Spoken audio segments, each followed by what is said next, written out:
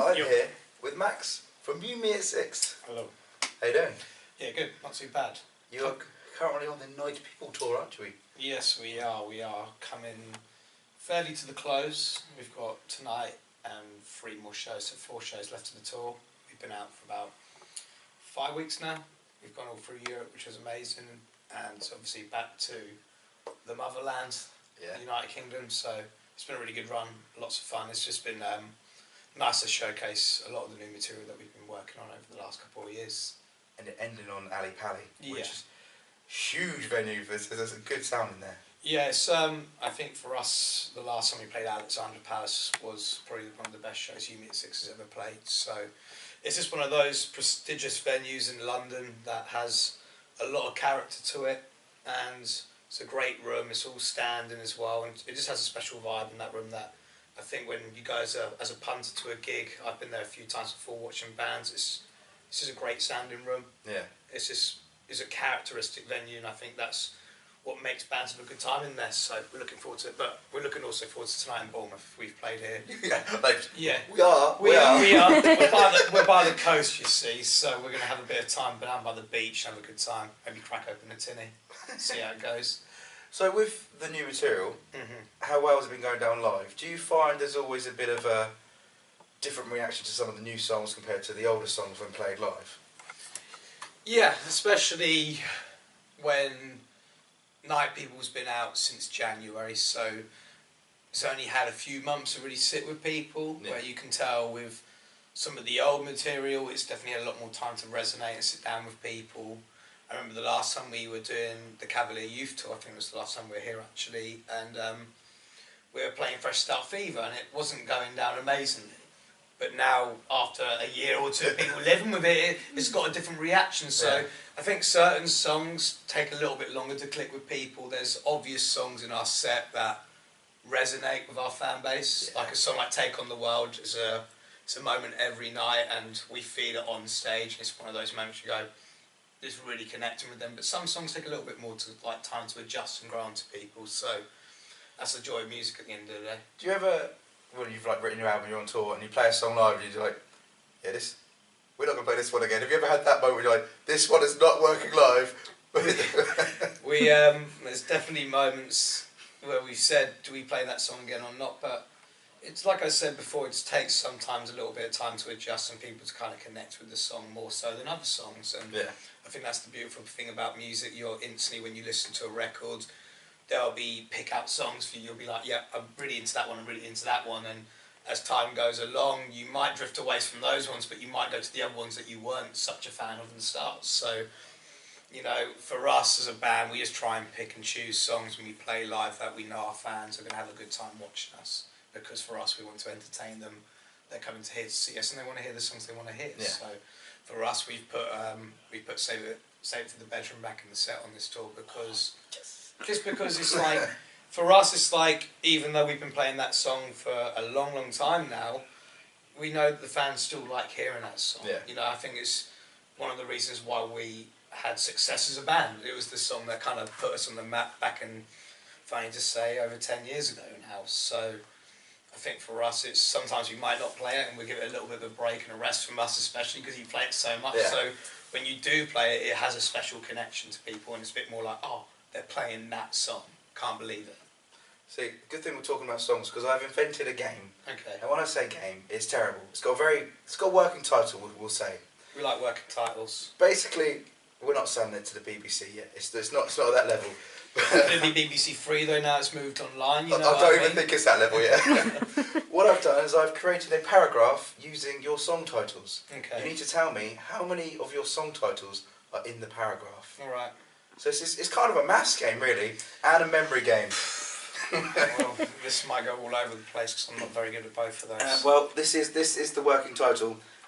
These are your songs. Do you know them? Okay. I mean, like I said, we could probably do better.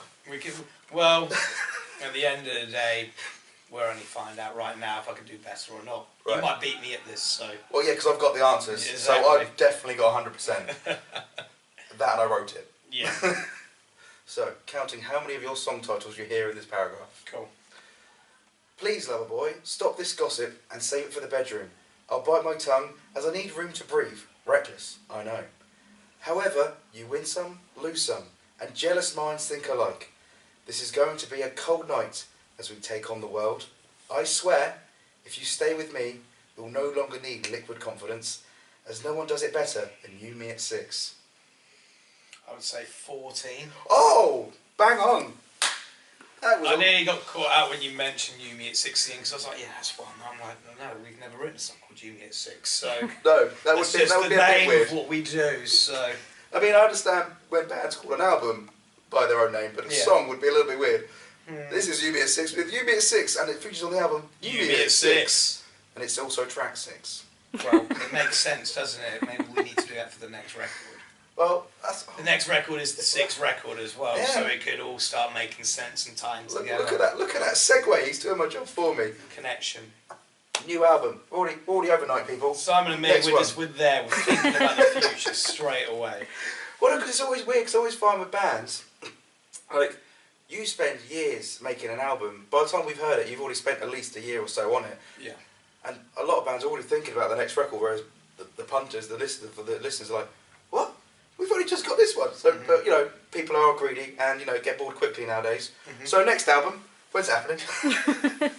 At the moment, you've done my job there. You've answered my questions, basically saying that the way people consume music now these days, due to the internet and having Spotify and Apple Music and whatever platform you use, YouTube, like, you can have it there and then in seconds, and it's such a powerful tool now that you can see people write music in 2 weeks and then they'll be up 2 weeks later.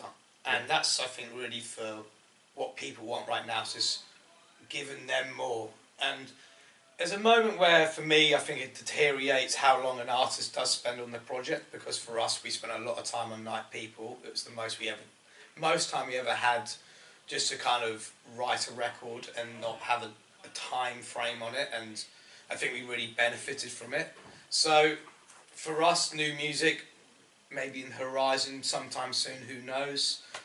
We'd like to be keeping up with what's going on with the world now these days and how fast people put music out, because if you don't evolve and you don't, I'd say like chameleon, you're adapting to the times, you're moving with it. If you're left behind, then it hinders what you're trying to do as growth as a band. And for us, we know it was a 3-year period from Cavalier Youth to Night People, but Was it that long? it was 3 years that the record from 2014 Cavalier Youth to 2017 Night People, both in January. Didn't It's seem like, that long for us. no, because our cycle went on till 2015, so that's already a year and a half in the summer, and that's when we started writing it. And then the record was actually recorded in February for 3 weeks and in May for 4 weeks in Nashville, and the record was finished by August.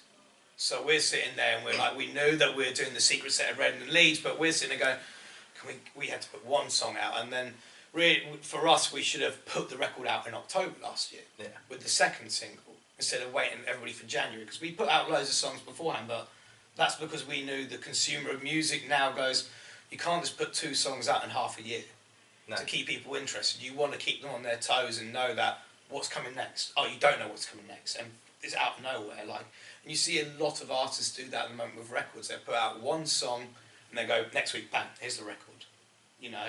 And that's how you've got to move with the times, and maybe that's something You Me at 6 will do. Maybe over the next year, you know, we might throw out new music before people even realise it.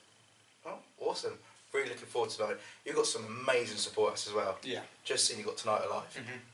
Oh, that's going to be good.